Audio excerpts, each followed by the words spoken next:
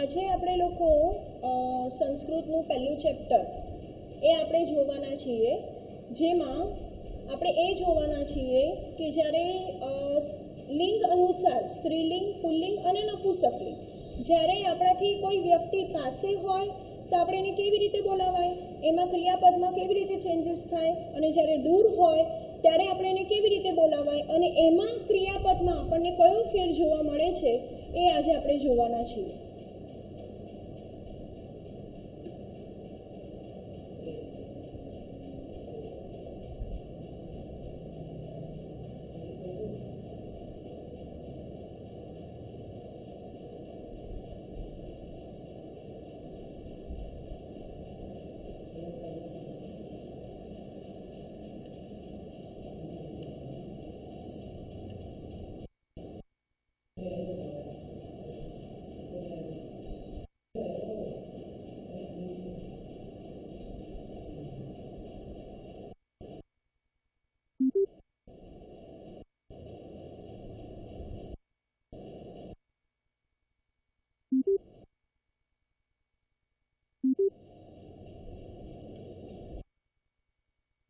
જુઓ, હવે અહીંયા આપણને આપેલું છે અને સહ. આ છોકરો આપણે નજીક હોય ત્યારે આપણે એને કહીએ છીએ એષઃ. અહીંયા આપેલું છે એષઃ અસીમઃ. હવે છોકરો શું કરી રહ્યો છે તો એ ચાલી રહ્યો છે. એષઃ ચલતી. અહીંયા આપણે શું કરવાનું છે, પ્રથમ વ્યક્તિ છે તો એના ક્રિયાપદમાં આપણે તી શબ્દ વાપરવાનો છે. હવે જ્યારે આપણે અહીંયા પ્રશ્ન પૂછીએ કે કહ ચલતી, તો હવે આ મારાથી નજીક છે, બરાબર. અસીમઃ ચલતી, કારણ કે એ આપણાથી નજીક છે.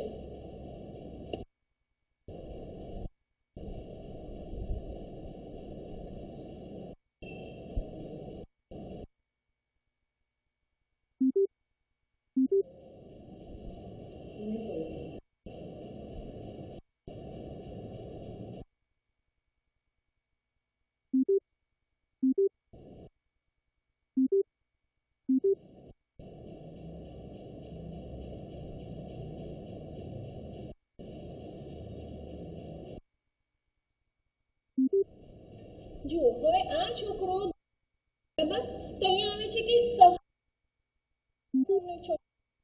સહધાવતી, દૂર છે. અહીંયા આ એને બોલાવવામાં અહીંયા આપણે ચેન્જ કર્યું. જ્યારે નજીક હોય ત્યારે અહીંયા એષઃ આવે અને દૂર હોય ત્યારે અહીંયા સહ આવે.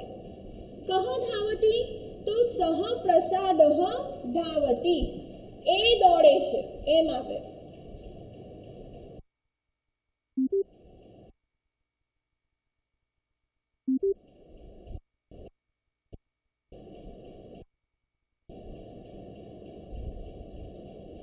હવે અહીંયા છોકરો આપેલો છે અર્જુનઃ ગચ્છતિ, બરાબર. હવે જો અહીંયા તમને એરો માર્ક નજીકમાં બતાવેલો હોય તો આપણે લખવાનું કે અર્જુનઃ એષઃ અર્જુનઃ ગચ્છતિ. જો એ આપણાથી દૂર હોય તો આપણે લખવાનું સહ અર્જુનઃ ગચ્છતિ.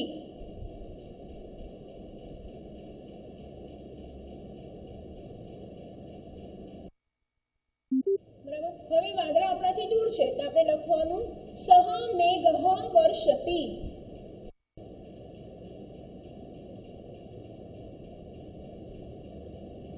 હવે અહીંયા નજીક હોઈએ, આપણે ચિત્રની નજીક હોઈએ, સિંહઃ ગર્જતિ, લખવાનું એ સહ સિંહઃ ગર્જતિ.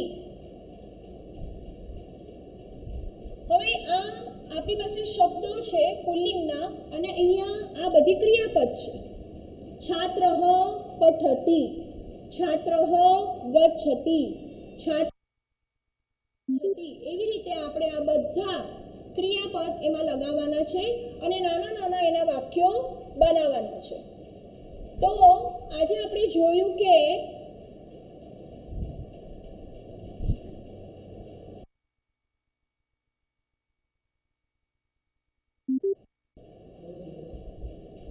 જો અહીંયા આપણને એક ચિત્ર આપેલા છે. હવે અહીંયા આ જે છોકરો છે એ લખી રહ્યો છે, બરાબર.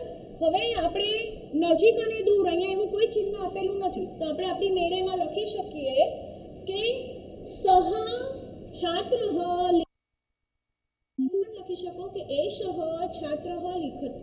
તમે આને કોઈ નામ પણ આપી શકો અને એમ પણ તમે લખી શકો કે રાહુલઃ લિખતિ.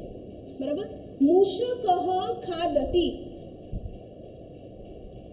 તો આવી રીતે પરીક્ષા આવશે જેને તમારે ઓળખવાનું છે.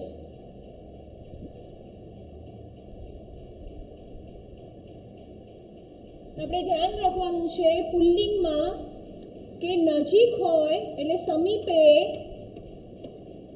તેમાં એષઃ આવે